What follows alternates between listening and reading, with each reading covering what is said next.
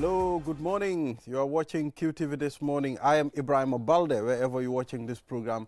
Thank you very much. I mean, we are back again on another edition of QTV this morning. How was your weekend?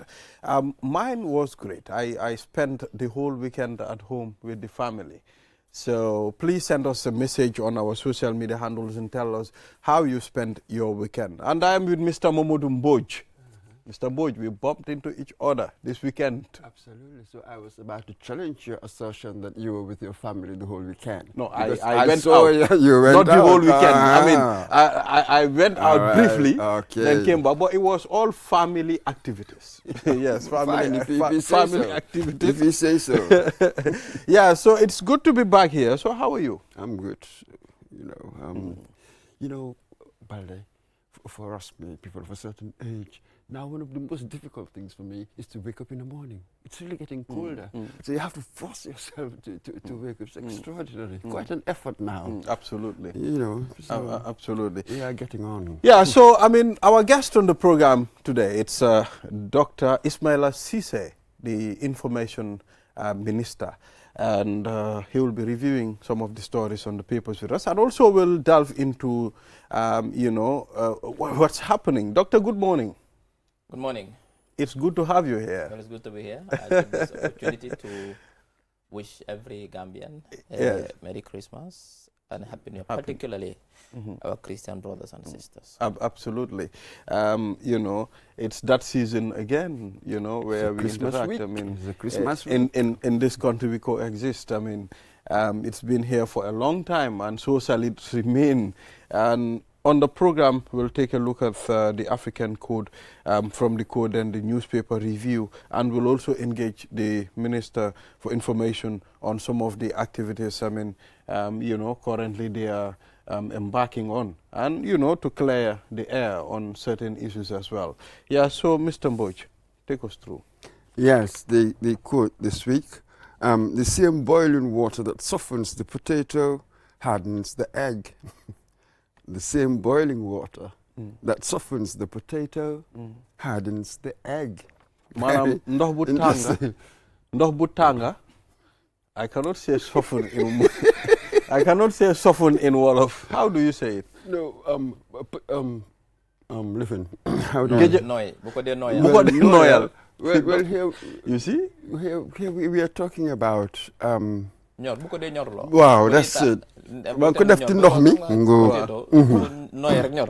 Wow. So but that same ndox tamit egg si biir dafa noyut dafa liquid dëgëral suuf si la so you are looking to translate sense for sense, isn't it? Not word for word. Otherwise, you find yourself. From a philosophical point of view, is different, though. I mean, we are giving it the direct translation, but there's a philosophical. Absolutely, it's a metaphor, isn't it? It's a metaphor behind it. What it means, it's. That's the interesting. Interesting. So, what did you make of it? Well, this one, it's telling you. I mean, it's more of. Different situations. I mean, how different situations are addressed. I mean, the potato, when you put it in hot water, I mean, it softens it. And the egg harden as well. So they are of different situations and, different timings as well. So, situations might be different, That's it. Circumstances and our responses to them. Everything depends on context. That sort of thing. Everything depends on context. Exactly. Context is key here. Absolutely. So that's it. So how would one apply this? I wonder. How would you apply it in life? How do you see it? Well, this one might be very complicated, to be very honest. I don't even know how to move. I mean, maybe we can put it to I think it's about adaptability. And adopting. Just one, and sort of taking responsibility, using my agency, not blaming circumstances all the time. That's how I look at it, and it is really very, very important. I mean, how many times do we see people, I'm in this such straitened circumstances, I cannot move this way, I cannot move that way. It is so disabling, Yeah. So, and you want to sort of open the door or the window or something. How, be forceful, be purposeful, use your agency. It's important. That's what Exactly. So we can move on now All right. to the newspaper review because we have a lot to deal with. On the Point newspaper, the front newspaper, Esam by Fall is saying, you know, he will go after the people eating government's money when he is elected president. Doctor, hana pacho mo neka si suñ government bi nak hana eating money mo fa nek. Well, I'm not surprised. You see, one thing that is for certain in Gambian politics is that the opposition or the so-called opposition has they don't have an alternative to what is existing now. The President, His Excellency, has embarked on what we call explosive development, total development in every sector. Every public policy, as we speak today, tends to be moving in the right direction. So when opposition has nothing to really come after the government policy-wise, all they do is to engage in, politics, saying things that really don't make. But Gambians are awake. Gambians are not sleeping. I don't know what he's talking about. For me, what he's just doing is politics. He's a politician who has no alternative, who has no policy alternative to what is existing. So obviously, he'll embark on such petty politics. But people are not sleeping. Let me just a quick follow-up there. How would you respond to this? I mean, yes, when we read World Bank reports, IMF reports, the government is making strides, taking positive strides in the right direction and the like. But again, you do see the sort of slight criticism, if you like, that perhaps we are not doing much to fight corruption. There is also that aspect. Well, I can tell you one thing for sure. This is empirical evidence that countries in transition from autocracy to democracy always face the challenge of corruption. Because when there is autocracy, everything was monopolized. Everything is one way. One man decides what to do. When we democratize, then it leads to also bureaucratization. And this presents opportunities for civil servants to engage in corruption. That is the fact. We cannot deny that. However, the government under His Excellency's leadership, the President, has come up with measures to fight corruption and graft in this country. We have strengthened the National Audit Office. For the first time in the history of this country, we have audit reports.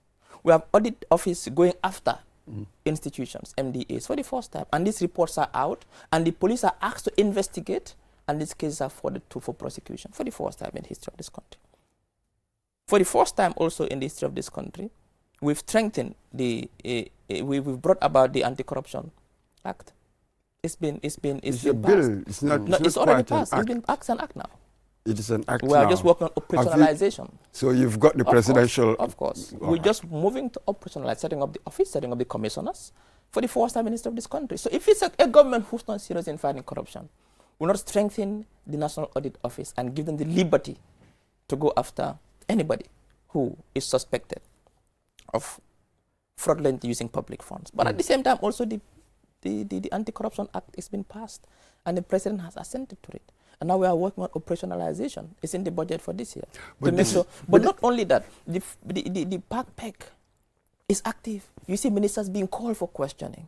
Ministers being transparent. You see this government being transparent for the first time. This is the most transparent government in the history of the Gambia. Very transparent. Engaging in proactive disclosure of information.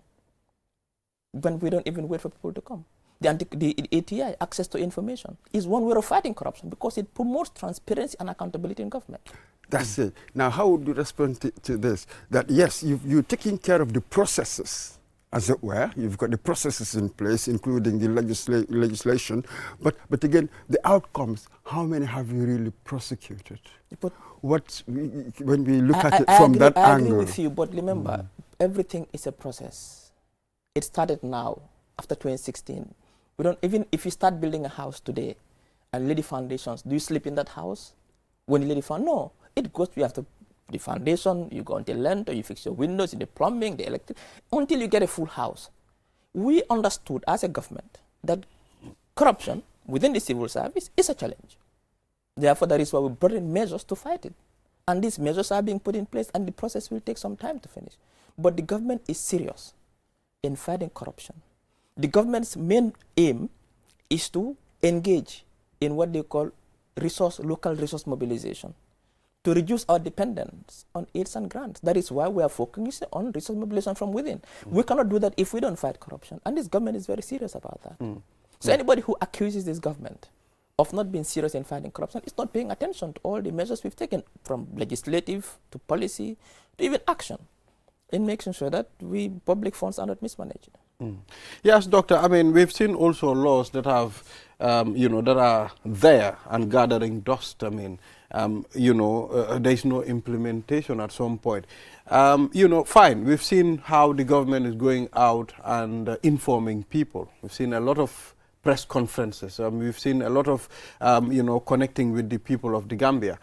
But the problem is, how effective are they going to be? How is this implementation going to happen? Because we don't just want them to be hanging there as laws, but no implementation. No, I mean, obviously, listen, guys, it costs government millions of dollars of taxpayers' money to come up with these laws, but also to operationalize them. Let's look at the ATI, for example.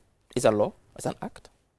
It is useless if there are no commissioners, there's no secretariat. And the commissioners and the secretariat is expensive. It costs millions and millions of dollars every year for taxpayers.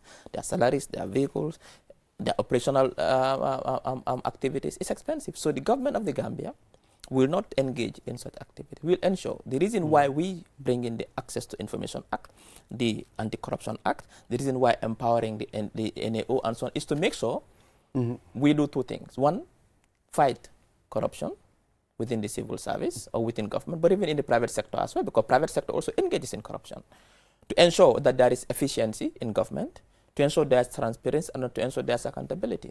That is what the government wants to do. There are two things which is important. That is the mantra of this government is good governance. And these things are what are embedded into good governance. So we are going to ensure that every institution we create will be value for money, and taxpayers' money will not be wasted. Exactly. So let's move on. We have it on the paper. That's the Standards newspaper. That's the airport saga. I mean, power shortage. I mean, in fact, it disrupted some of the flights. I mean, what actually happened? First of all, there was no power shortage. That needs to be clear. Okay. Power shortage means a whole different thing if you look at the technical definition of it. Secondly, we'd like to apologize for the inconvenience has caused to passengers, both Gambians and non-Gambians. Everybody who departs from a destination, you want to arrive at your destination in peace, without harm, to meet your family and friends, but also to go about your business. Now, the third thing I want to also make clear is that these things happen. And this is the first time it happens in the Gambia. NAWEC was having a routine maintenance. We are trying to upgrade the grid, particularly the 225 volt that is being passed in West Coast region, because the grid we all know is outdated and must be not only maintained but also must be modernized. As part of this maintenance, NAWEC had informed the airport that there will be a power cut from 8 o'clock to 5 to give chance for that maintenance. But the airport has a power backup. They don't need to wait for NAWEC to come before they can put on their generators on. They have two massive generators that when NAWEC is off, they come on automatically after 14 seconds. Now, this power backup was in use the whole day when NAWEC was off. So NAWEC came back around 6. Sky was a bit late. Normally it lands before 6, but this time it was late from Accra. So it came after Timis, after 7. It was a bit dark. SM Bristol also came a bit dark. But when NAWEC came back, and because it just came back, there was instability in the supply of electricity.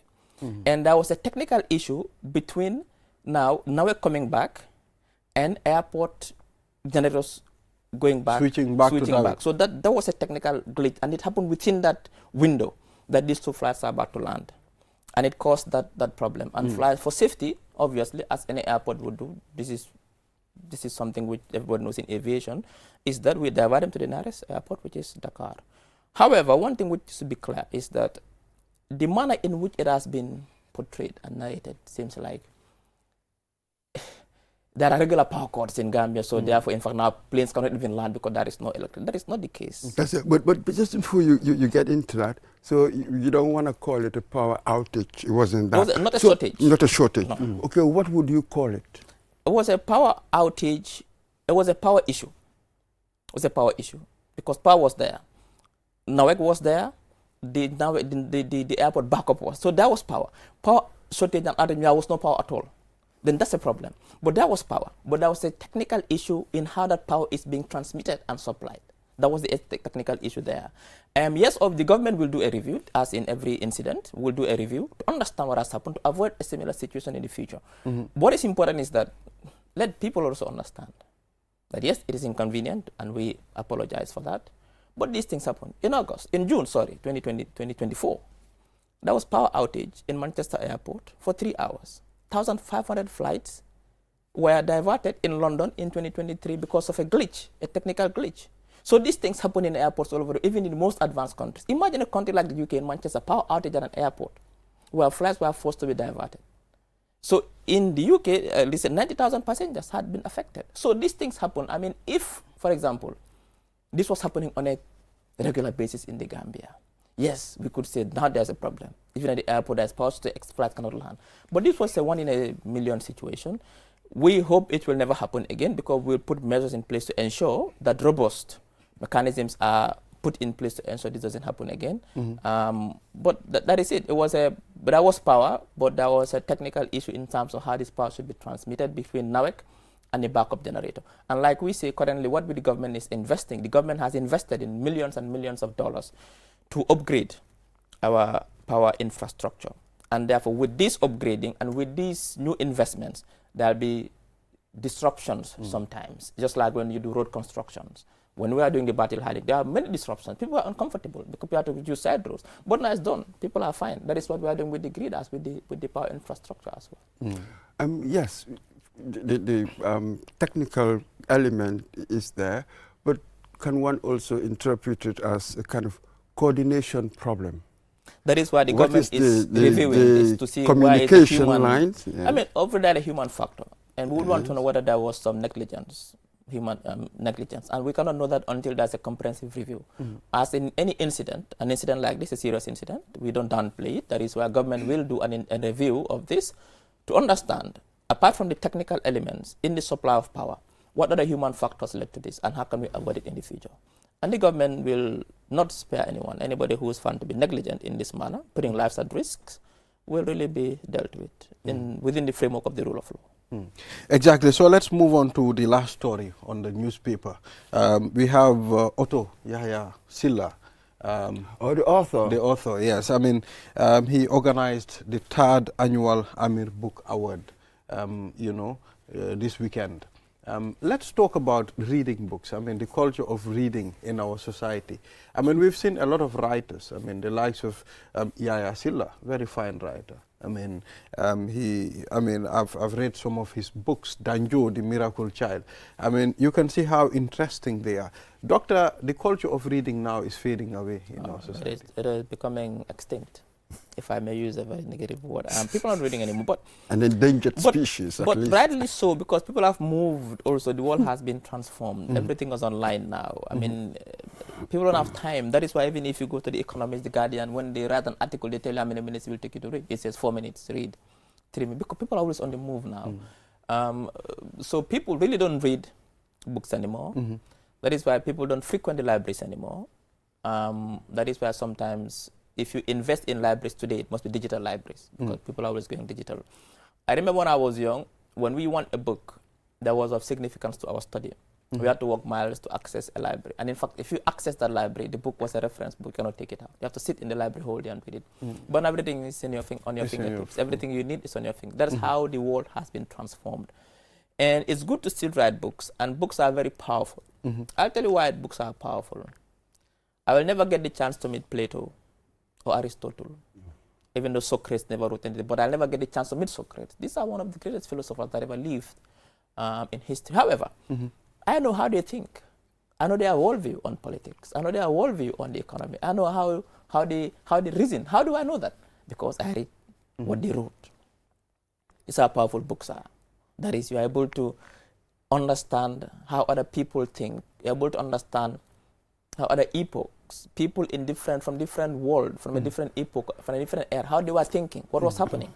And it passes from generation to generation. That is the power of books. That is why the government of the Gambia supports authors to publish books because they are very important, because it's the production of knowledge. In Africa, we've always been consumers of knowledge. That is, we don't produce many literary work, but now we've seen many Africans, particularly Gambians, who are now really working hard to produce literary works that have a consequence, not only for our polity, but also for our social cohesion. Yeah, so... Absolutely, yeah. So people are reading, it's just that they're not reading books. Books, exactly. So we are still, we've moved exactly, away from there. $150 million to implement TRRC recommendation activities. Doctor, that's a huge amount of money. Well, justice is expensive, very expensive. And justice cuts across all corners. There's restorative justice, there's punitive justice, and all this must be considered. Now, if we want to do punitive justice, it means that all those who bore the greatest responsibility in inflicting rights violations against the Gambian people and were adversely mentioned in the TRS must face justice in a competent court. And these courts are very expensive to maintain. These judges are very expensive to maintain. And some of these courts will take place outside of the jurisdiction of the Gambia. It's expensive. Now, you also come to restorative justice. There are those who need to be compensated for their loss in education, their loss in healthcare, and every matter, and this is expensive. So obviously 150,000 is in fact, I think it's in fact at the lower side, to be honest, because justice is expensive, particularly. You see, where the TRRC that was very comprehensive, very comprehensive. In fact, it's a model now. Many African countries now come to study our TRRC model. For it to fully implement it, really, you need money. And therefore, this is really justified. Exactly. I mean, you might not talk about it much because at some point, Dr. mentioned it, justice is expensive. I mean, considering some of the atrocities committed on these people. So it's important for them to be given the fair share of their cake. You know? I mean, Mr. Barry, we all know this. When I need to translate policy, what is written into action, it will cost something. Of course. And anywhere, so anything you do, the money bit will always be there. But would it be, you see, whether something is expensive or not depends on really what you want to do, what is the quality, what is the value. Value is really priceless. The price of something shouldn't shouldn't stop me from doing what is human, what is valuable, what is principled, what is what we call democracy. So that should be the importance, not that it is expensive. Fine, the money will always be there, but the value that you are getting, is it good value for money? Very important point, but also, most important also, is the fact that TRRC has a mantra, never again. Now, some of these investments is to come up with initiatives and ideas and processes to avoid us reverting back. And that is expensive. It's very expensive. Initiatives that will promote democracy, that will consolidate democracy, that will, and it's also a bit linked to the security sector reform as well, because you cannot, they are intertwined in the sense that based on the TRRC report, some of the atrocities were committed by the state through state institutions like the security forces. And how do you ensure that now these security forces don't also revert back to that? And they submit to democratic governance. And these are expensive. So going through the punitive aspect of it, the restorative aspect, but also going to the preventive aspect of it is really expensive. But like you said, it cannot be monetized, to be honest. Absolutely. I for one, think that perhaps the never again mantra is a bit fanciful. We've been using never again since the First World War. It didn't stop other things coming. Yet, I understand your point.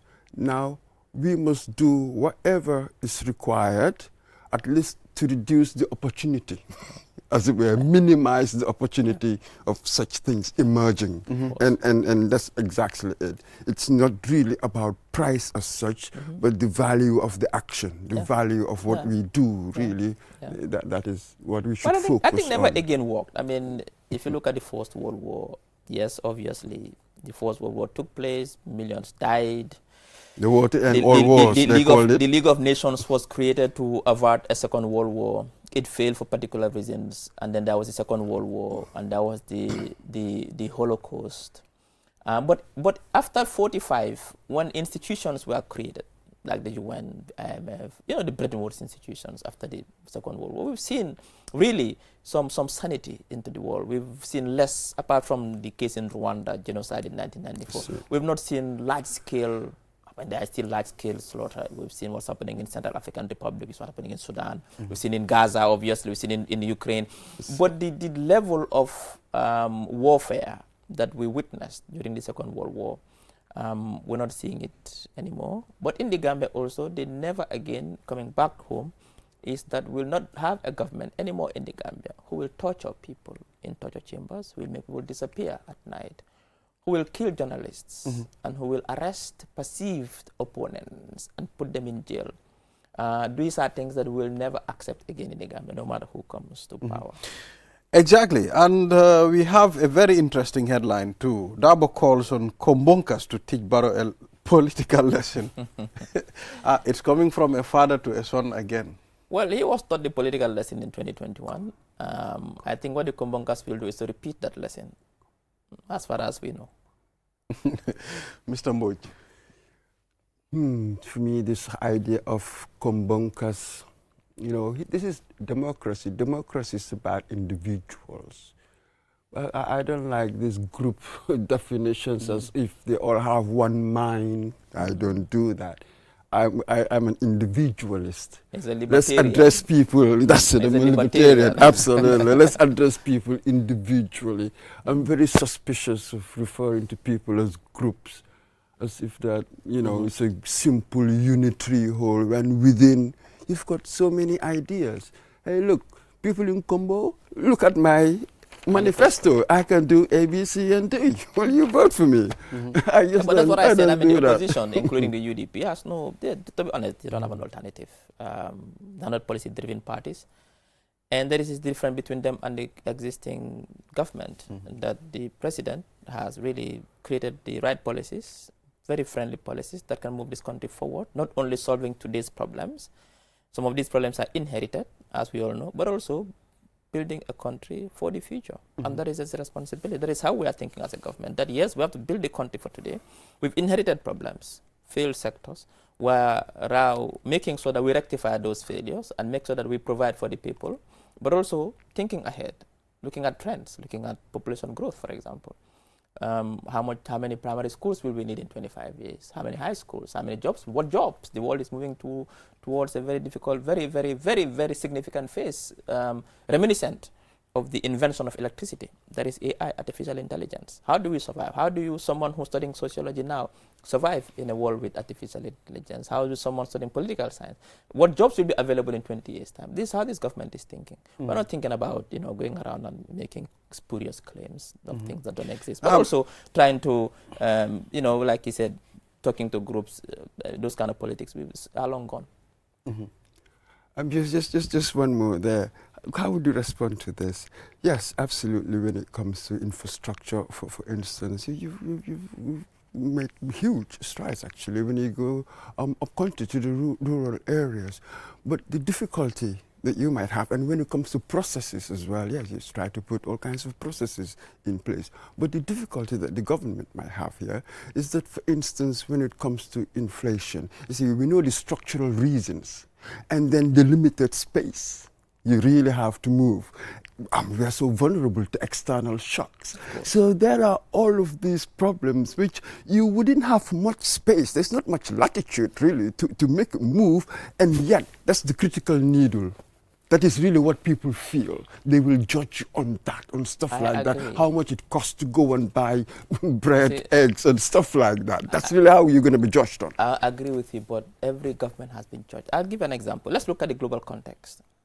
This year, post-COVID, just see what is happening. And this is linked to the cost of living crisis brought about by COVID and the two wars in the Middle East and also in Asia, in Europe. Currently in Germany, Olaf Scholz is losing power. He's got a vote of no confidence.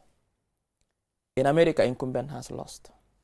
In France, Macron called for a snap elections and he lost. In South Africa, the ANC has lost majority. They've never lost since 1994. In Botswana, incumbent has lost. In Why do you call it again? In Ghana, incumbent has lost. So why all this? In Uruguay, incumbent has lost. Incumbents are losing because this year is called the year of democracy.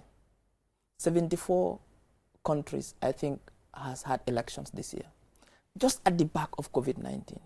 Those countries who were able to wait for elections to deal with their government, they waited and dealt with their governments because of the way they've dealt with the cost of living crisis. Those who could not wait, like Bangladesh, they went after them and they chased the leader out. So it's a very difficult year for every government, even the Western powers. We've seen, even the UK, incumbents lost. The Conservative lost to Labour after 5 prime ministers. So it's a very difficult year. This is a global phenomenon. It's a global problem. But for the Gambia, really, we need to give credit to this government. Yes, we acknowledge the challenges. The cost of living crisis was very hard on many Gambians, but we tried to cushion it with subsidies. We subsidized NAWEC, otherwise electricity power would have been much more than what we are paying today. We do subsidies for fuel.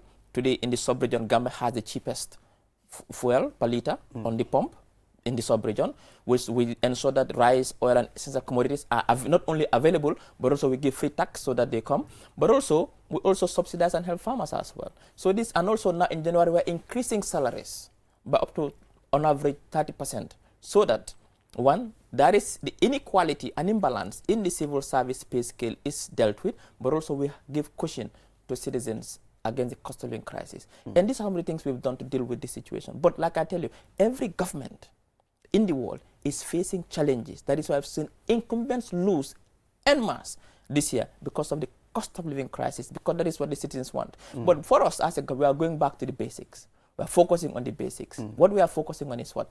Clean water. Today we come up with initiatives whereby we ensure that every community has access to clean water. We are working on that.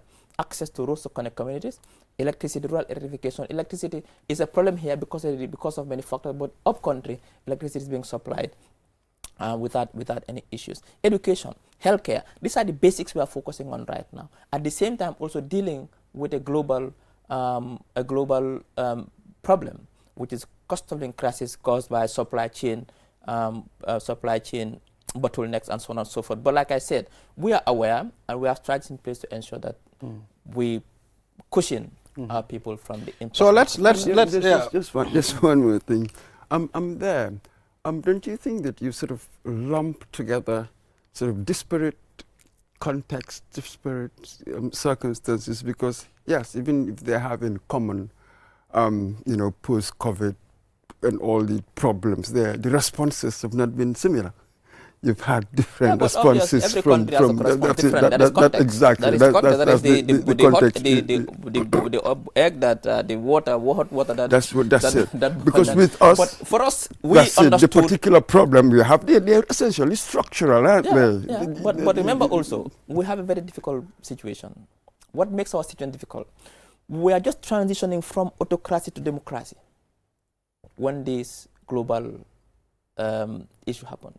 We are transitioning. We are on a transition. And transitions are always difficult and very delicate and are fraught with complex challenges. And if you are not very strategic on how you transition, you can revert back to autocracy like most, or you can either revert back to autocracy or there will be conflict. We've seen in Syria, in Libya, we've seen in Iraq, countries that are moving from autocracy when one man has ruled on his caprices.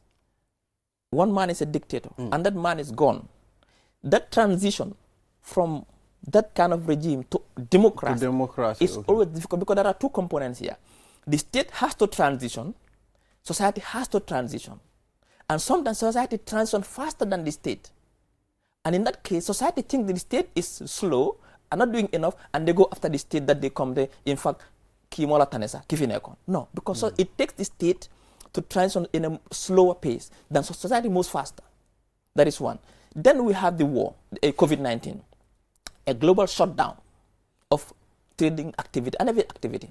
Then we have the war in two countries that are significant for the supply of oil, which has a serious impact on the supply of goods and services. That is in Ukraine and in Gaza, for example. So these are all difficult, but despite this, the government of the Gambia, through sound fiscal and monetary policies, has been able to stabilize the Dalasi now as we speak. Dalasi has been somewhat stable, and that's the reason IMF report 2 days ago which says that growth is moving to almost 5.8%. Inflation has gone down from 18% to 10%. So the Dalasi is not depreciating anymore against major currencies. The price of goods and services in the market like rice oil is not skyrocketing anymore. It's somewhat stabilized. There's no hyperinflation anymore. All these are partly because of the government understanding the economy and society, coming up with sound monetary and fiscal policy to ensure that these things happen. And that's context. What works in Kenya might not work in the Gambia, and we've also understood. And that is the icing on the cake is the budget. Bringing a near balanced budget, 0.1% deficit of the GDP. Our debt to GDP ratio has gone down from 85% to 65% recently. So it means that these are all good indicators of sound economic policy by the government. But Dr. Cisse, the price of goods in the shops, nothing have changed. They've not gone down. But they've not also That is gone what people. This is what people feel. But they've not gone up. For now, as we speak right now, how do you know that next week, next month, but right now, they will go up? But you look at this the is trends, what we've been experiencing. But you look at the trends right now, the way things are going, we've stabilized the prices. We're not saying they are going down. We've stabilized in the market, they're not skyrocketing further, bringing absolute abject poverty. That is why what we understood is that in January we're increasing salaries to match these inflationary tendencies. So it's important for us to understand that yes, prices are not, they have not gone down, but they are also not skyrocketing on a day. You cannot go today and say a bag of rice is 1,009, tomorrow is going to 2,003. It's going like that. That's not happening. It's somehow stabilized. And recently with Jar coming into the market, we've seen a bag of rice going up $1,900, $2,000. So obviously what we need to do, what we understood as a government is that as a country, we cannot have our basket brought to us from outside. Especially our food basket. That is why we are working with the private sector to ensure, number one, that by 2020, 2027, nobody will import rice into this country. That is why we've created a special secretariat called the Rice Secretariat at the Ministry of Agriculture, just to focus on rice production. And we're working with the private sector to do that. That is one. Because imagine the billions of dollars we spend on rice importation alone. If that money was used from within, we could make a huge difference. And that is our focus, not to make sure that rice, our main staple, will not be imported and will be homegrown. Yes, I mean, still on the Davos point, are we not concerned, or the NPP, are they not concerned they lost the mayoral election in the Greater Banjul area, this past mayoral election, Banjul and KMC? Yeah, but obviously, yes, anybody who loses, in fact, I wouldn't say lose, they could not win it. The incumbent is one who loses. NPP had no, as a party, had no incumbents per se in these places. So they gained, in fact, as a party. And remember also, politics at that level is always personal. People vote for the person. And if you choose the wrong candidate, you can be punished by the voters. But also look at the voter turnout as well. Well below 50%. It means that the majority of silent voters did not even go out to vote. So there are many factors you can look at. And I think the NPP as a party and its alliance partners, we've really studied and investigated what really went wrong during these local government elections. And we are putting measures in place to ensure in the presidential election, President Barrow comes out victorious, even gaining much more votes that we gained in 2021. Well, Doctor, finally, I mean, I got the privilege to drive yesterday, through Sukuta to Ghana Town, Sukuta, Brufut, Ghana Town, then to Tanje. The road infrastructure there is amazing. Of course, this is the president. I was with one guy, and I was like, look how fast it is. We just connected from Brufut, Ghana Town, straight to, Tanje. See, road infrastructure is important. It's the backbone of economic development. Not even, any investments from government. You see, if you want to promote economic growth after stagnation, what you do, according to one very prominent economist, John Maynard Keynes, is to engage in capital investment. You pump money into the economy. Because when you pump money into the economy through infrastructural developments, through building roads, what happens is that you provide employment. And when people are employed and they make money, they buy. And when they buy, shops sell. When shops sell, factories produce. When factories produce, they employ workers. That is the domino effect. That is why recently the Gambia's economy is, according to the IMF, is doing well for 2 or 3 reasons. One, the services sector is really moving up due to road construction, but also the construction in the building of houses, but also agriculture, but also tourist numbers has gone up to their pre-pandemic levels as well. So really, to be honest, we're not saying everything is perfect in this country. We'll be lying. What we are saying is that we are making some progress, considering the circumstances, considering the fact that we are from a transition from autocracy to democracy. Consider this within the context of a global pandemic and a near global war in two very important places.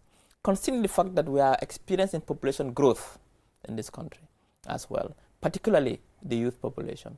Considering the fact that we're also experiencing serious rural-urban migration. So all these things are happening at the same time. Yet at the same time, the President, His Excellency, has the vision to be able to implement certain public policy initiatives, which is transforming sectors. At the same time, in a very explosive manner, road construction, schools, building 10 classrooms a week, schools, we're building health centers, state-of-the-art in every part of the country. We are also upgrading our energy infrastructure. We are also working on ensuring that, the social interventions, the NAFA giving people handouts so they can survive. All these things happening at the same time, and I think this is commendable. But just don't forget that Keynesian economics sort of fell out of favor. It did at some point, yes, of course. So I mean, when the Thatcherites and the Reaganism, when they came, obviously it fell out of favor at that time. What I'm saying is that those societies found themselves at that turning point at that time. Our society is at that turning point where now to spur economic growth, the government needs to do some investments, particularly capital investments to spur economic growth. Yes, contexts are different, but I'm not saying exactly we're exercising Keynesianism. We are not. What I'm saying is that I'm just drawing inspiration from John Maynard Keynes. That's it. So here you want the right outcomes. Yes. Go with your inputs, of course, but you want the right outcomes. That has been our problem, isn't it? That is key. Creating the right outcomes. Absolutely. Cheers. Thank you, Dr. Cisse, for, reviewing some of the stories and also that engagement there. We hope to engage you more. When are we expecting the Mansakunda again? Well, on the 10th, we're having law. Sorry, not law, Minister of Justice. A lot of things has been happening within that sector. The Constitution, I think this will be taken to Parliament. They're working with the TRRC recommendations. The ECOWAS has also accepted to support Gambia to try Ajame. So I think the Ministry of Justice will be coming on the 10th. I can see Dr. since he assumed office, building a very good relation with the media. We've not been seeing a lot of press conferences. Now at least we know what is happening. So thank you. That's the smarter thing to do. The media, we're here to stay. You really want to have a confrontation with the media? Go on as a politician. Is a partner. You can't. The media do that. You can't do that. We saw you as critical partners. Obviously, the people will only vote for us based on what they call deliverism. That is what is deliverism? That is we deliver. But sometimes they wouldn't know that we are delivering, except if they get the information. How do they get it? The media is seen as a conduit, as a critical conduit by the government to convey to the public what the government is doing. Not only that, the media also tells us what the public is feeling. We need to feel the pulse of the public. What are they thinking? What are their concerns? What are their aspirations? What are their challenges?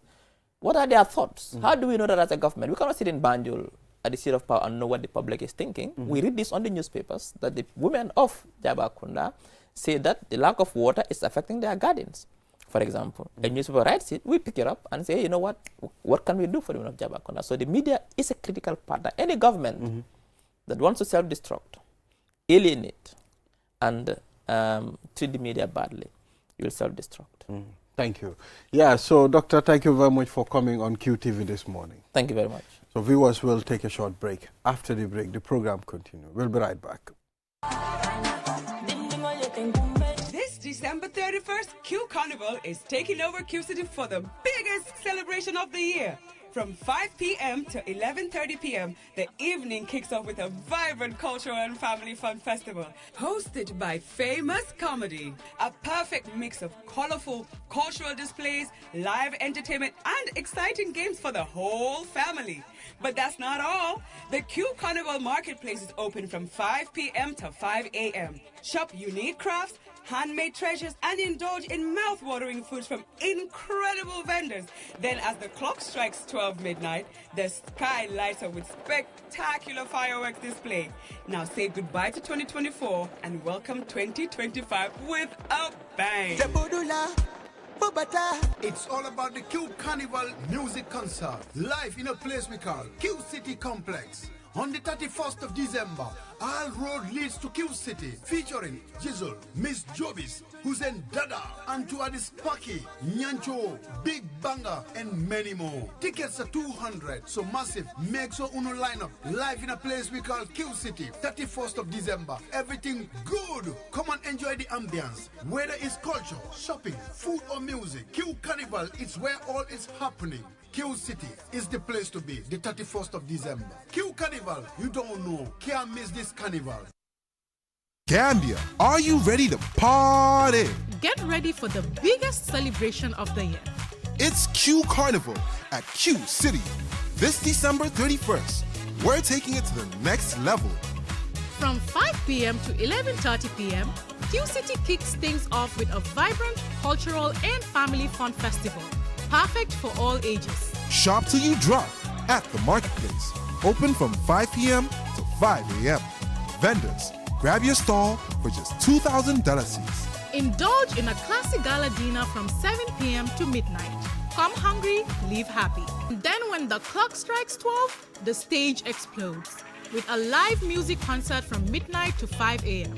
The hottest artists and DJs will keep you dancing till dawn. Don't miss out. Mark your calendars and join Q Carnival, the ultimate New Year's Eve celebration at Q City.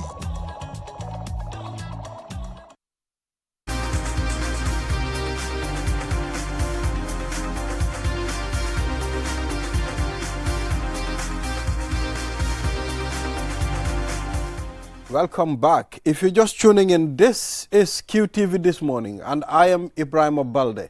From that interesting engagement there with the Minister of Information, Dr. Ismaila Ceesay, now we'll move on to the Bakers Association, the Bakers Union of the Gambia, rather, and we'll engaging them on some of the activities. And what has this union been doing? I mean, for a very long time.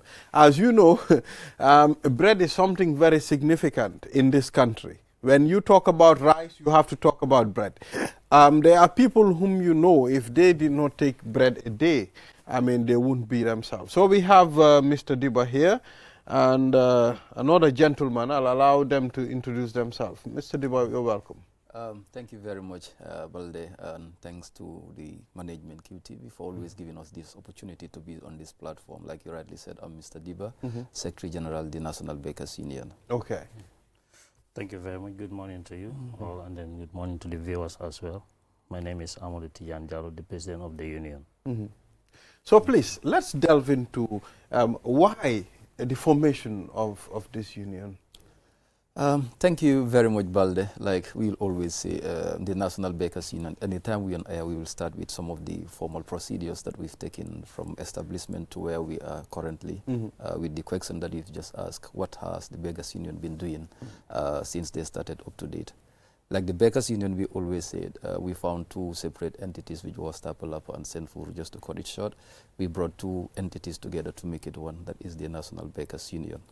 The objective of this is to completely synchronize activities of bakeries and bakery operators in the country, and also have a unified leadership that will steer the affairs of bakeries and bakery operators in the countries, and every specific entity dealing with flour in this country.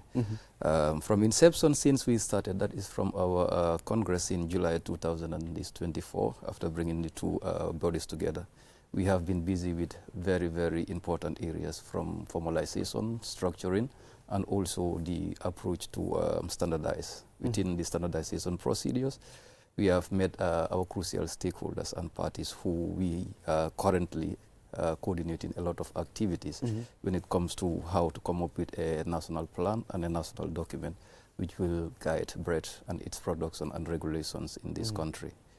Also, we have been engaging in different activities nationwide, that is mapping out bakeries, identifying bakeries, registering, and currently as we speak, we are on the enforcement bit, which is completely trying to get and identify bakeries who have not come together since we started today to voluntarily come and register. So the enforcement team, as we're speaking right now, are in the field trying to close that gap for us to completely be able to have relevant documents, that is data.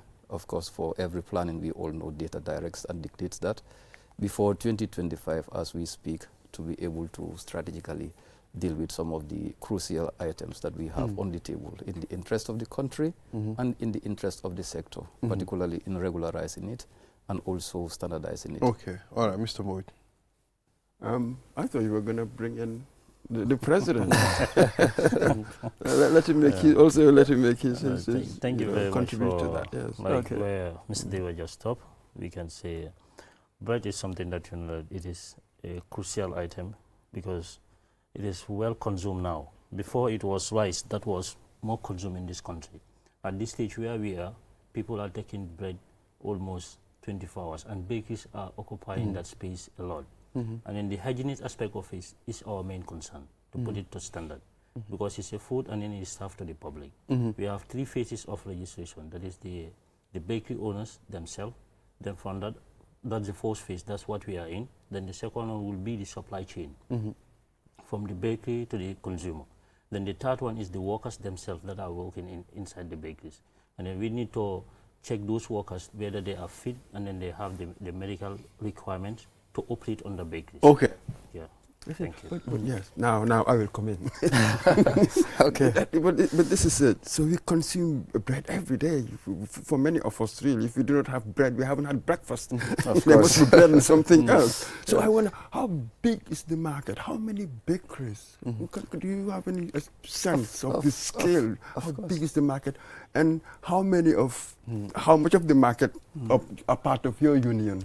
The bread industry and the market specific is big. We will start contextualizing it in 2 folds, where we have the modern bakeries, which is the Senfood, and the Tapalapa bakeries, that is the traditional way of baking that we know. As we speak, we have identified, recognized, and spot on with location, identified more than 368 bakeries. That's it. Which in the history of this country, I still stand to be corrected with all authorities that we are affiliated with, don't have this specific data. Coming to personnel and other people, that is a different sector. Economically, what it takes in this industry, if we analyze, you'll be amazed with the realities on the ground. But bread, as a component, the production and consumption across the length and breadth of the country has risen to a point where we must put very, very needful actions towards regulating how it is supplied to the consumers when it comes to its health complications or health implication and the environment which they are produced. So there's no regulation in place right now? When I say regulations, there have been a bread regulation which was discussed at some point, that is 2019, which was highly disputed because it has not gone through due procedures to be completely adopted and approved by the National Assembly to be a guiding tool within this industry. 2025, as we coming in with our crucial stakeholders, we will be engaging that formally at a national level to have this regulation documented and gone through all the normal procedures so that it can be a national document. Saying a normal procedure, if you are developing a tool in the interest of a specific sector and from the planning sector, that sector is left behind, it's still an incomplete document. Data not dictating it is also another gap. With our crucial stakeholders, the data we have will leverage on that, and we will engage at another point to have a more detailed data to guide our actions in this. So within this, as we come in 2025, we will be inviting stakeholders with the leadership of the Line Ministry, which is Food Safety and Quality Regulatory Authorities, Ministry of Trade, Weights and Measures, Standard Bureau, because all of these components are crucial stakeholders within the regulatory frameworks for this particular sector. Like I said, I will come back to that. Bread, as we speak currently, is the highest consumed daily essential commodity in the country. And we will not just sit down to look at it to be done in any way by any person. Yep. Mr. Adiba, I wonder, just one more thing before we move there. How many unions are there, or are you the only union? After all, is it it's a voluntary organization, isn't it? We are the only union in the country. Before we came, for bread, Yeah, That is monopoly.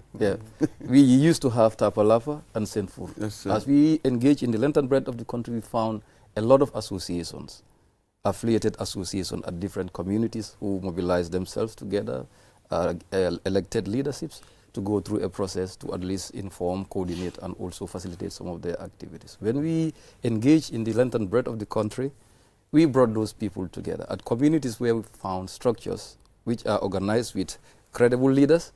We formalize and put them on track, align them with the union, then we give them updates. But it's voluntary, isn't it? The voluntary component, I will come to that. When you say it voluntary at a leadership you mean point, that aspect is mandatory? I'm coming to that. It's voluntary at some point, but it is mandatory where regulations are put in place with our crucial stakeholders, where we are talking about the quality. You as the police of regulation? That's for the state. You are not a state agency. I am coming to that. We are enforcing. This is a very interesting question that I will engage in because in our enforcement operations, these are peculiar questions that came very, very frequent.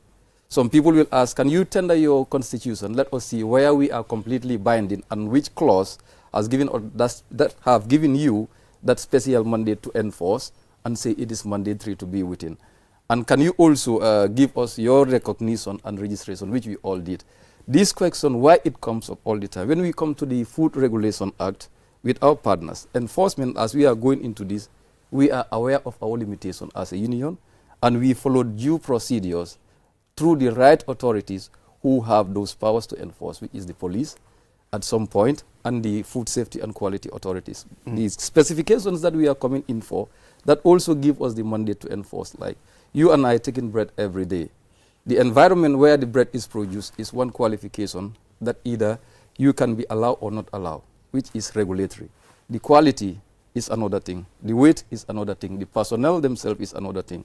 In regulation, nobody is an island at some point, particularly when the health and well-being of that population are our focus. So that is a bit and an area where we enforce to make sure no matter what it is, without a structure to completely address that, we will still continue to have gaps. And coming into realities, coming into realities, we have a lot of conditions that we found within this sector. If we are to openly come on air to say some of those things, which the time will come, you will be amazed, all of us will be amazed, some of these things happening. We have evidence of some of those things we have found at production site in our archives, which directly we know the implication it has on the health of the public.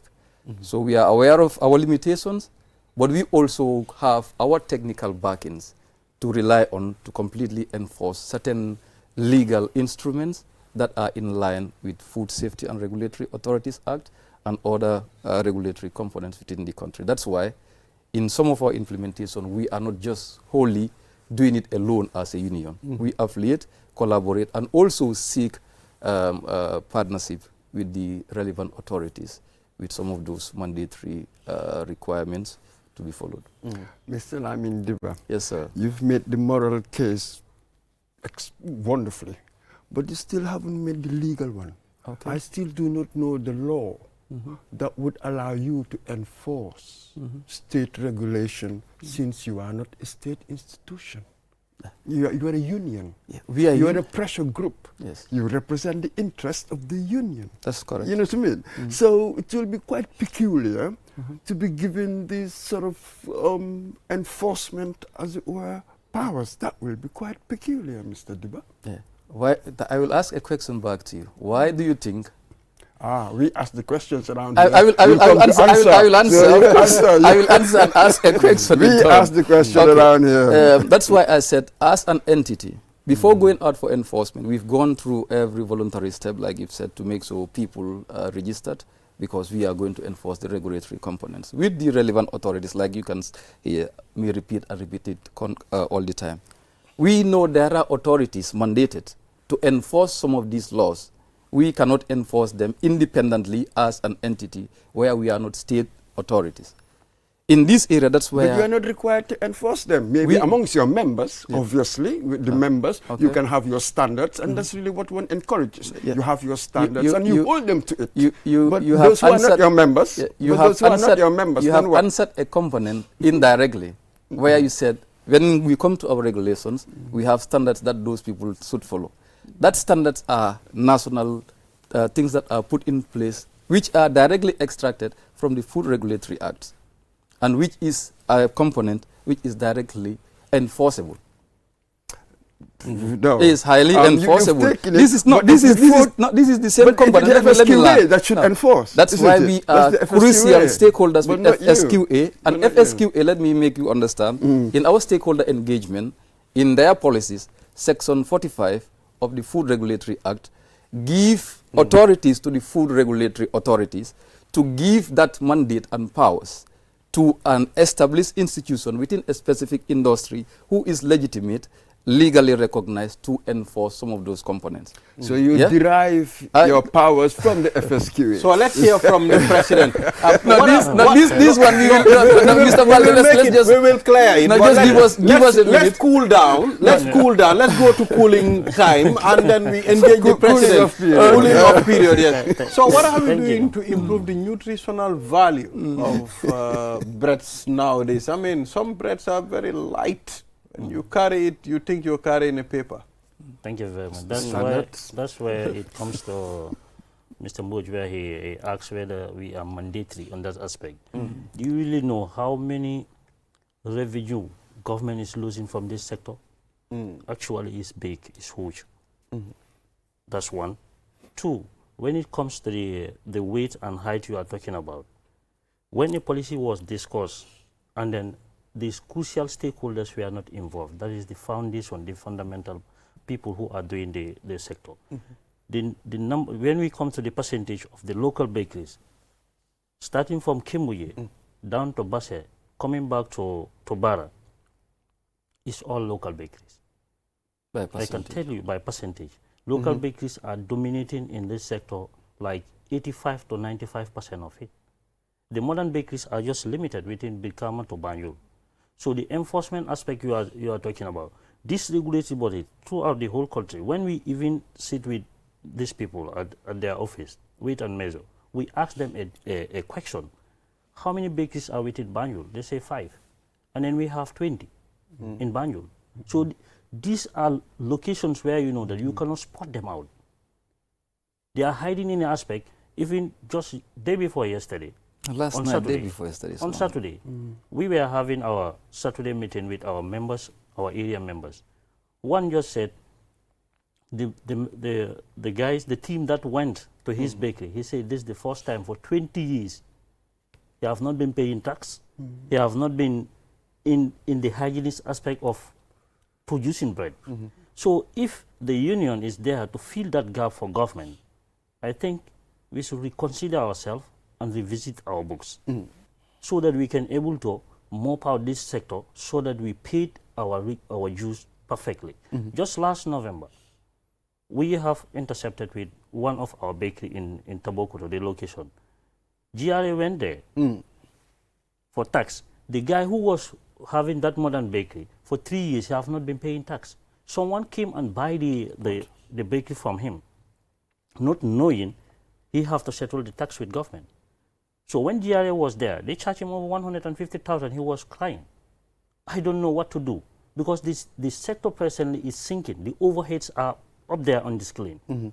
So how can we mitigate this thing?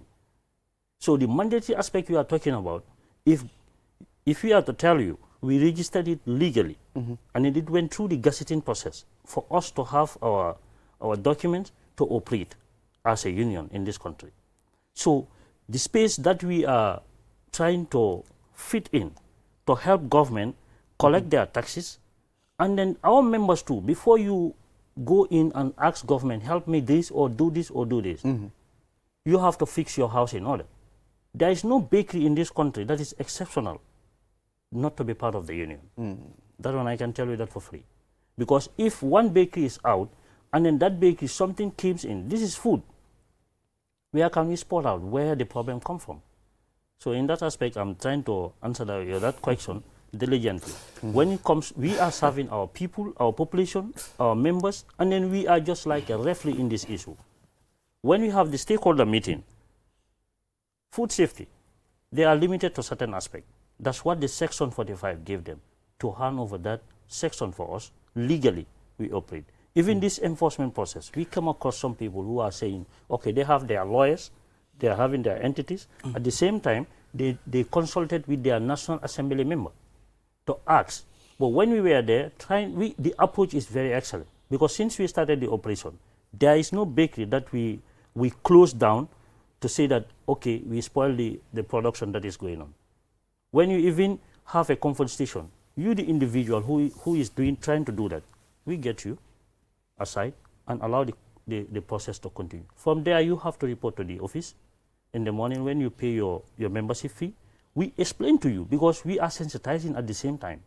Some knows it already, reluctantly say they don't want to be. In that aspect, he is trying to serve a food to our population that you know that. We know it has to be hygienic first. All those things have to be met before you serve the food. Because if there is an outbreak, how can we regulate this? This is a food concept. We have to know that and serve ourselves diligently.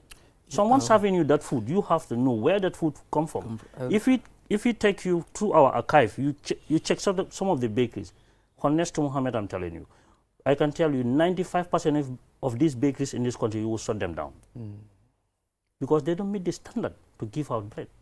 Absolutely. So if I get your point right, it's really all bakeries should join the union so that we can have better control, manage the standards, hold them to account, and they pay taxes and the like. Now, that is a slightly different argument, which I like, actually, because there was a time I always say that, for instance, in Britain, if you're offering services to the people, you couldn't unless you joined the guild. What they used to call a guild. Yes. You must join, that's where they can control it. Yeah. Here, everything is left wide open. Exactly. We absolutely understand that. So that could be an interesting debate, that every baker, every bakery must join the union, and so then you have your role. What is the association doing to work with government to stabilize prices and supply chain? Okay, the process in that, like I will always say, like they will always quote, we've taken the diplomatic approach since we commenced up to date, engage every crucial stakeholder through a process because we are preparing for that. Whilst doing that also, like he rightly mentioned, we found back within the realities in the markets because they are two correlating factors. Standard comes with price, but regulations and other things, you have to put certain things in context. Engagements are in high gears at different angles, and we will unveil that in due course as the time comes. But we are completely engaging with all our stakeholders, starting from the Ministry of Trade, Weights and Measures, Standard Bureau, Food Safety, Quality and Control, and our friends, Competition Commission, who will always call me, Mr. Diva, you cannot bring people together and start talking about fries. I will come for you. I said, okay, I'll wait for you. And coming back to the other thing that he says, when it comes to the nutrient components and what we have within the National Bakers Union, currently less than 3 weeks, in the process to see the specific quality that is served to our population, we have tried to go through the fortification research, what we have in the ones that we have here, and the ones that are not within the country, what is internally within those things as essentials when it comes to health. Like I always say, when it comes to bread, we don't want to give bread to our population just for the sake of taking. As we take something to feed our stomachs, when it goes for a particular period, you are just taking it to fill your stomachs, we know the health complication around that. We have recommended and working clearly and very strongly in the essential nutrients, including fortifications, which should be and will be, and we will follow that to the population. In that drive, we have completely finished testing, I will say, a specific standard at a particular level and what we actually have. Starting from all the inspection, starting from presentation when it comes to flour, that is the first thing. That is the color, its presentation. Second, the moisture. Third, the essential nutrients in it. Tested it in standard bakeries in this country, and we have seen the outcome spoken for itself, where the next thing will follow. And the one that we have already tested, where the standard and the quality spoke very clearly, volumes for itself, it's a product that has not even gone through the fortification yet, and most of the essential nutrients are not yet in place, compared to the ones that we have, which has already gone through those processes. All those nutrients are said to be within. The difference is explicitly visible. Coming into that as a union, we have done a lot of things, and through the Ministry of Trade, Office of the President, and all our relevant authorities, we have done the due and the necessary to facilitate certain components where these standards and qualities will also be outsourced, and we will deal with that. Notwithstanding our local factories that we have within also. As we speak currently, we are also in high engagement to deal with them at different aspects in the interest of our members, in the interest of our population, to make sure the needful are done through diplomacy. If diplomacy fails, we use the other way. True. Mr. President, capacity building training for bakers, you know, it's very significant. Are we planning anything for them? Sure, because like what we have come across within this sector, our Gambian youths are limited in this aspect, because we have most people, we cannot just say that because they are serving us and then they are within us. But we are trying to come up with a roadmap in 2025 so that at least every 3 months we have a batch of at least 40 to 60 students that we have a Katakata as a foundation and then One Roof as another component where they are training at least in a small range, but we want to open it to a higher range whereby we'll be training both our youth within Katakata and then One Love Distant Bakery. Okay. So that they can able to get the knowledge of how to bake. It is a noble sector though, but like people are not seeing it. And then if I can tell you, the earning in that aspect, it is daily wages. You work, every day they pay you off. It's not like you're waiting for a month. And when we put two things together, some people are collecting more than even 20,000 a day, a month. Because it just depends on the area where you are. So in that capacity building, we really need to in the fit that capacity gap. building, I will want to just add. before you come in, let me just add this. Maybe attitudes have changed. Traditionally, I mean, I grew up in Banjul. When it comes to bakeries, we just associate them with fullers. That's true. Has that mindset changed so that others will go into it? I think that could be quite interesting. Like in that aspect, what we can say, presently, if I tell you, we have the Saranhules there, we have the Manjakos, we have the Mandinkas, we have different, because bakery owners, most of them, within the sector right now, it is drive in different nationalities. Like the union right now, we are dealing with different people, with different method of approach. Because some you will come, they will tell you, I'm in this industry for 20 years. Some will tell you, I'm here for 30 years. Some will tell you, I'm just here for 2 years. Because we are collecting the data properly. To get the proper data, when it comes, we can tell you how many breads are produced in this country per day. So we want to check on all those things, we get them into archive. Whereby anybody who bump into the office, we can just give you, then you check and you see what you want to see. Have you gone digital? Not yet. Innovation. Because we are just coming in that aspect. Yes, and then we will go digital. I wanted to ask, what are we doing to promote innovation in the bakery industry? You know, which is very significant. Now everything is changing. What are we doing? Because when it comes to innovation, I will come in here. I will start with the last question and come to innovation, where you said in the sector it was fullanized. As we speak, interestingly, when it comes to investment, our Gambian brothers and sisters are investing in it, and we are encouraging also the youthful population to embrace the skills through capacity and other components. And as we currently speak, a document is under review, which we will finalize very soon with a very credible institution in the country, which is our crucial stakeholder, where in our standardization drive, we have identified capacity building and also empowerment at another point, and we will come up with that. But when it comes to innovation, it is one key area, and digitalization, which we know is a process as an institution, but innovation as a key thing. Kim Bakery is in the forefront when it comes to that. If you refer, currently, if you go to the Joswang branch, as we speak, there is a particular factory which is about to be finished, and it will start not very, very long again, which is highly innovative and is coming up with certain technologies where to facilitate some stuffs. And as we also speak, when it comes to the way Tafalapa is mixed at some of our local bakeries, we've seen and we've researched, and we found certain evidence to say we can boost production and productivity at some areas through a process, and also promote hygiene and other essential things within. So single-phase mixers, because by engagement, the conventional, the sin-food bakeries, the mixers we use are three-phase mixers because of the capacity and others. As we also speak, discussions are in high gears to see how we can use single-phase mixers with convertibles, where it can be used even with a single-phase meter.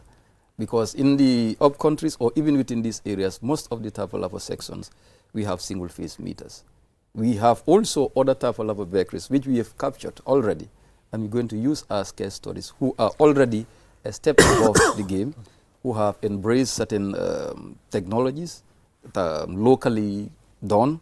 That is the 3310, which is a local machine that is fabricated locally. It helps in processing. After mixing it, it makes it better, and your outcomes, that is the counts, that is the random, how we call it, is better. We've also spotted a bakery in Mandinari who have also gone from using the normal local plates to another plate that is used within Senfur, put Tapalapa on it, and after baking, you can see how the presentation is. And in that process, you have seen how the risk of contamination and cross-contamination has gone down. In Kerawan, we have another bakery. You'll be amazed, it's a Senfur, it's a Tapalapa bakery. But if you get into it, the structures, the way it is, how bread is made, how it is packed, these are some of the innovative things that we are coming up. We've seen it best practice at some areas, and we will replicate it at another area to promote hygiene, to promote health, and to also make sure we are doing the needful for the population. So as far as bakery is concerned, what challenges does bakers face, and what is the union doing to address them? Thank you very much. The challenges we have, first is immigration. I can tell you that. Because immigration for the regulatory concerning regarding the permit. And I'll come to that. My dad used to own a bakery. I will never forget that. There was a time they were mixing the flour, and immigration bumped into my home. That was like 15, 16 years ago. And they packed almost all the Fulanis, and our flour went wasted that day. I will never forget that. Yeah, you see, that's an experience that, the challenge that one, we have engaged the department. Legally, we have engaged with them, and then the approach with them, we will engage them, and then we will still engage them. And they told us, like, most of them will come trying to use the laissez passer, that's the permit they pass by, and then start working, which is illegal. And that thing, we need to sensitize them to make them understand. But when you come and meet, production is going on, and then that production that is going on, it is going to be served to your own population. The approach should be decent. That's what we are saying. The approach should be decent. True. Because you cannot meet someone walking, just bumping, collect them, and then you know that thing, when flour just touch water, no go back. Yeah, true. No, it's a no go.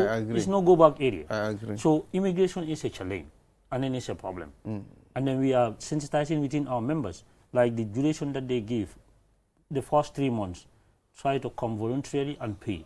That's why the union now, we are saying each and every person who is having a bakery, you have to register, and then you have to regularize your people that are working in that environment, because we don't want to have that history repeating itself. So that one is one challenge. The other challenge is the overheads, the cost involved. Presently, before, if you check the price of bread, as you are saying, the realities is in front of us. Before all of us. The factories themselves, the way they were importing the wheat and then sell the flour here, the dollar have gone high. And then all the components that makes bread have gone high. But the price of bread presently, if you go around, many bakeries have shut down, especially the modern, the mechanized one. Because the challenge that they are having right now, you are just serving the population. At the end of the day, when you close your book, you see zero. And tomorrow also you want to repeat the same thing. And that's a challenge that the union is facing right now. And we want to address that. When we finish mopping out everything, then we see the way forward. And then the approach is through our line of ministry, that is the Ministry of Trade, because they are there to know the economic aspect of this industry. And then definitely we need the highest collaboration with these people. so that we can able to address these two things.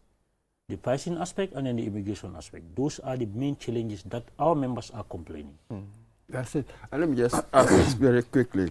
Maybe the challenge that consumers face, one of the challenges, at least what I hear people say, that the Bakers Association, you are basically a cartel.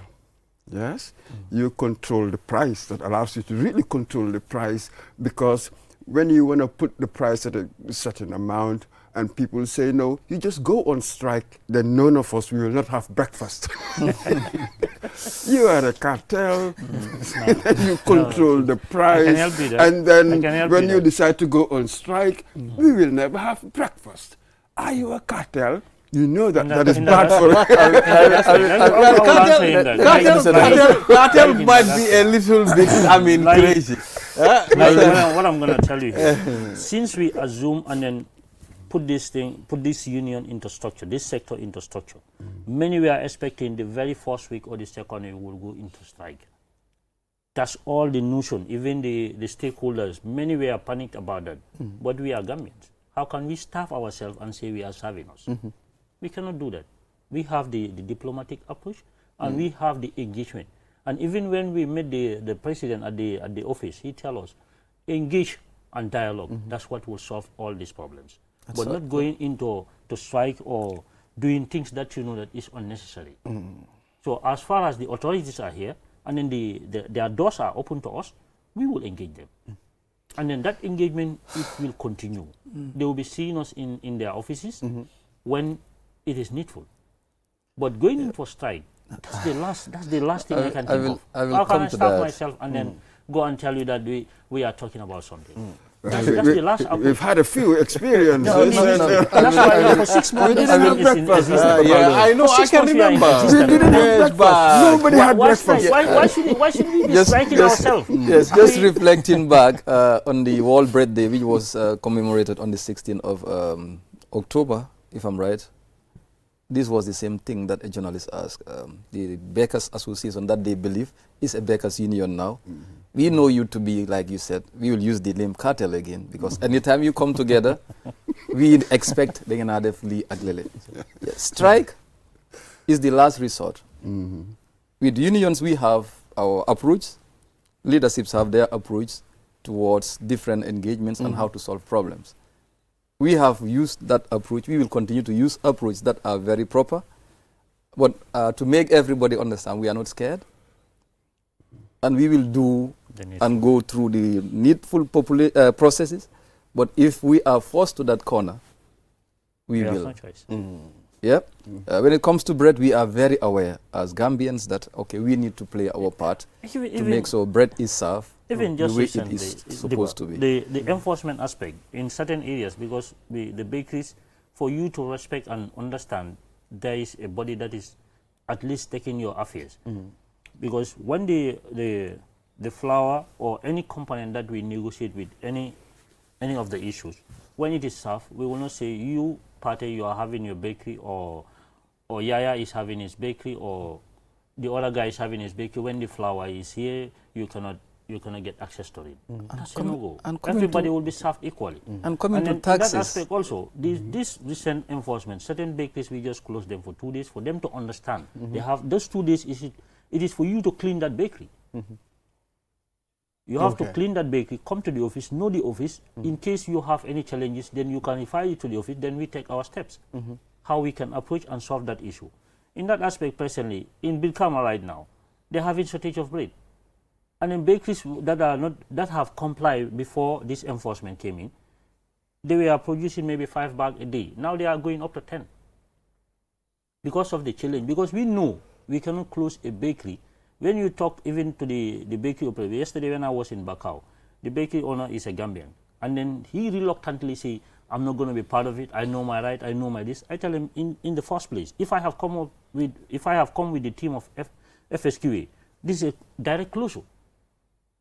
Because the bakery is not fit even to serve the population. We tell him that you have to comply, then we stand on your issue. Because before I can stand for you, we have to understand. Absolutely. It. We have to fix our house in order. Then we can able to map out whatsoever we need. That's true. Gentlemen, we've already exhausted the whole time. But there are two unions in the Gambia, and I know they are very powerful unions. The transport union, the bakery union.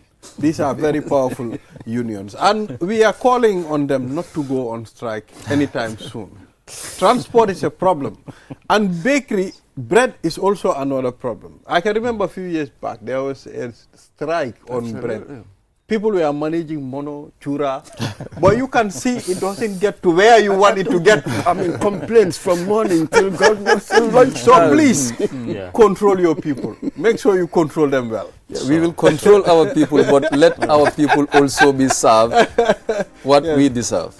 We will definitely control. From the beginning to date, on our platforms, most of the times they will say, you people, you don't want to do what we have and what we expect. I will say, okay, we will go through the due processes, but you will be served. Thank you. Thank you. The director, Aliu Jallo, doesn't joke with his time. He said, it's up, it's up. Thank you very much, viewers. We'll end the program here. We'll be back here tomorrow, inshallah. Enjoy the rest of our programs. Do have a wonderful day.